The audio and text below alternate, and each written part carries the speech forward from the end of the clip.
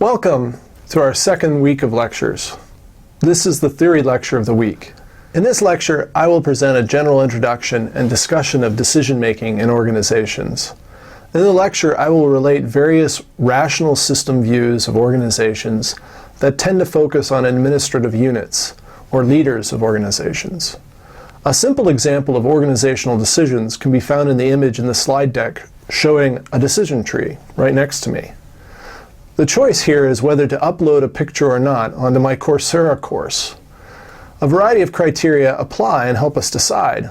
Fortunately, this particular image of a decision tree was taken off Creative Commons and freely viewed, so we're okay. Nevertheless, this gives you an initial sense of what we mean by decision making and the kind of process or the decision trees that people make within organizations. This week, we read some work by James G. March concerning decision-making. Jim is a faculty member here at Stanford who has spent several decades studying actual decision-making behavior in organizations. In the work you read, he classifies types of organizational decision-making that help situate our readings further. Particularly, he describes rational and natural classes of organizational depictions of decision-making that someone like Richard Scott described last week. Jim March describes two general classes of organizational decision-making, or logics of decision-making as he calls them. The first one is the logic of consequence, or rational choice theory, as others might call it. The second one is the logic of appropriateness, what Graham Allison might call organizational process models, others might call cultural models and sense-making of organization models, and so forth. The core distinction between these logics is that one is concerned with choices and instrumental efforts, and the other one is concerned with rule following and interpretive activity. Both are intentional forms of behavior. The former entails means-end rational action, and the latter entails value rationality or duty-driven behavior. As such, the latter is more like Kant's categorical imperative. Value rationality contends that regardless of the cost, or without attention to them, we often make decisions. The rational actor model is essentially a model that follows the logic of consequence. The general theory is based on four aspects. If you know these four aspects, you can apply them readily in your papers. For the rational actor approach, the first aspect is knowing your alternatives. What are the options here in front of you? Second, it's important to know the consequences of these alternatives. What happens if I take an option? Third, you have ordered preferences or ranked goals and objectives in terms of greater or lesser value. The fourth aspect of a rational decision process, or the logic of consequence, concerns using a decision rule or a choice process, also known as an inference pattern in Graham Allison. Here, the choice process is a rule by which an alternative is selected on the basis of its consequence for preferences or our goals. Two decision rules are commonly discussed and reflect different notions of a rational actor. The first is an ideally rational person, traditionally called economic man by its critics. This individual is typified by clarity and knowing and consistency of preferences and objectives. They're an ideal form of a rational actor. The second is a boundedly rational person, and it's typified by ambiguity and uncertainty in knowing, incomplete information, and inconsistency in preferences or objectives. So here we have individuals who are more like the real persons we all know. So it's a little closer to a description of actual decision making than the idealized form. Let's start with a very simple example of rational choice in action, just to see the difference. Soon it's going to be the rainy season in California. We call this winter, and it dips down to 60 degrees and it rains quite a bit.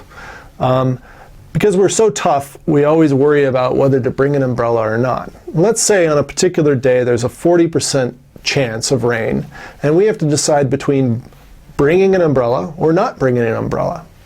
Now let's say we see certain costs and benefits to each scenario, and the scenarios are pretty simple. Not bringing an umbrella and it does not rain, yeah, I don't have to carry it. Not bringing an umbrella and it does rain, I get all wet, that's kind of a downer. Bringing an umbrella and it does not rain, and then I have to carry that around all day, there's a cost to it. And then bringing an umbrella and it does rain, I was prepared. So let's use some values from 10 to -10 to depict this.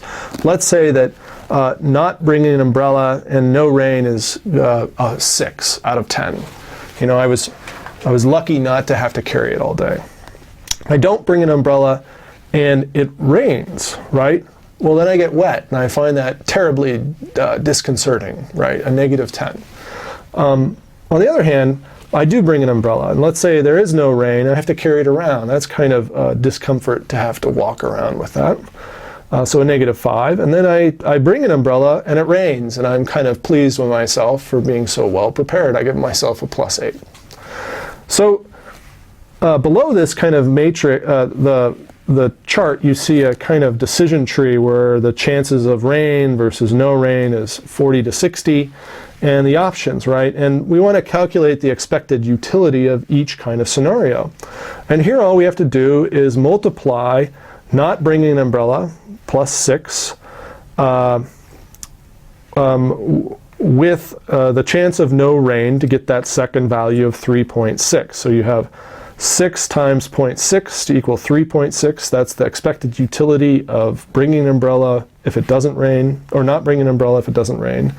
But if I don't bring an umbrella and it rains, is negative 10 times 0.4, which is negative 0.4. And if I add those two together, I get the net expected utility of not bringing an umbrella, which is negative 0.4. Now, if I go through the same kind of operation in the below branch of bringing an umbrella, I find a net expected utility of 0.6.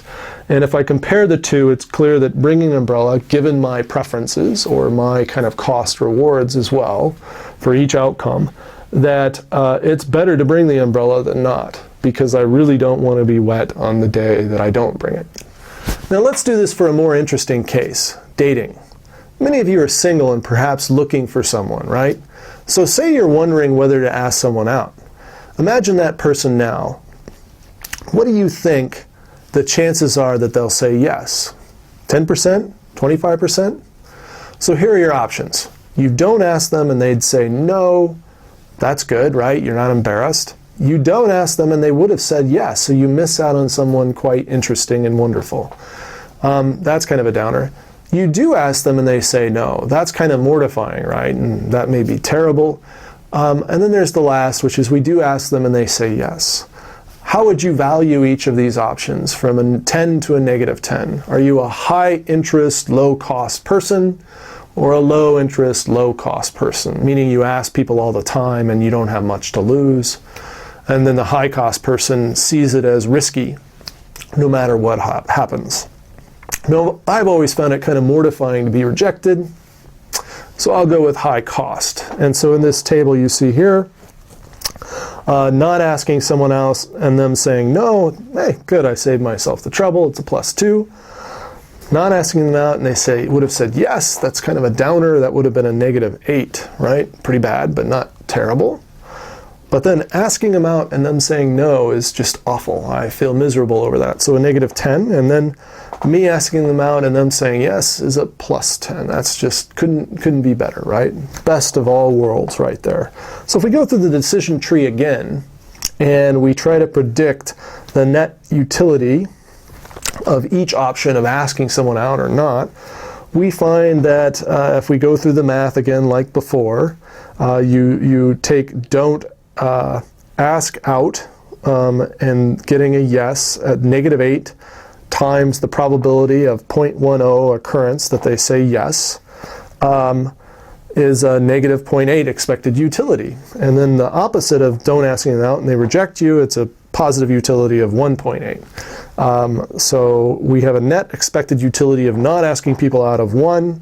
And then if we actually ask people out, given the risks and the probability that they will say no and that we would be mortified, we have a net expected utility of -8. And so that's pretty severe. So of course we just avoid the whole effort altogether. So that gives you two examples of very simple decision trees that people make in terms of kind of common decisions, but you can extend this to organizations, and there are kinds of decisions as well, and the kinds of options, particularly like if we do this, then someone else has a probability of reacting in a certain way, right? Much like the Cuban Missile Crisis example would show if we could attribute certain numbers to it. Now clearly, there is a ton of ambiguity here. Weather reports aren't that accurate. Plus, I really have little good evidence to go on to decide if someone might be receptive to being asked out or not. Thus far, the rational actor model is an idealized model that assumes Herculean abilities of decision makers. In reality, most of us are boundedly rational. We are unclear on our preferences, our goals. We have vague notions of information. We only have probabilities of vague probabilities or ranges of probability in terms of what we think others will do. So, this leads us to the next question about ambiguity.